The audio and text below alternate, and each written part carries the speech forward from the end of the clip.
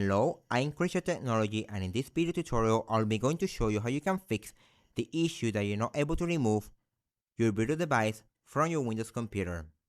If you're having this issue, the first step I recommend you to do is restarting your computer.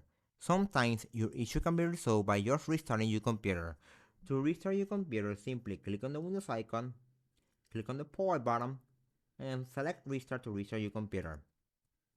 Then, after your computer has been successfully restarted, click on the Windows icon and select Settings from the Start menu, or just type Settings.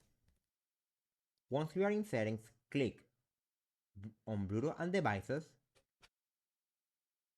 select your Bluetooth device, in my case it's an Xbox controller, then click on these three dots, More Options, and click on Remove to remove your device.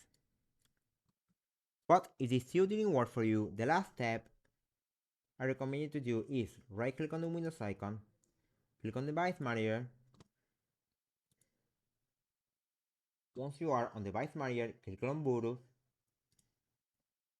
Then, simply select your Bluetooth device.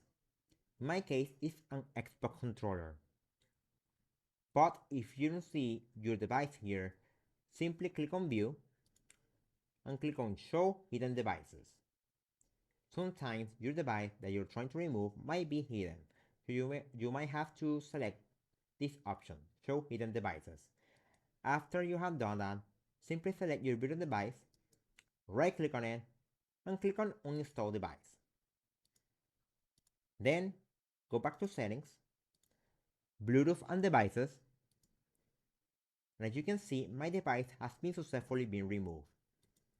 Hopefully one of these two methods work for you, and if you still have questions, please comment on the comment section below and I'll be glad to help you on your issue. This is Christian Technology, and I'll be seeing you on the next video.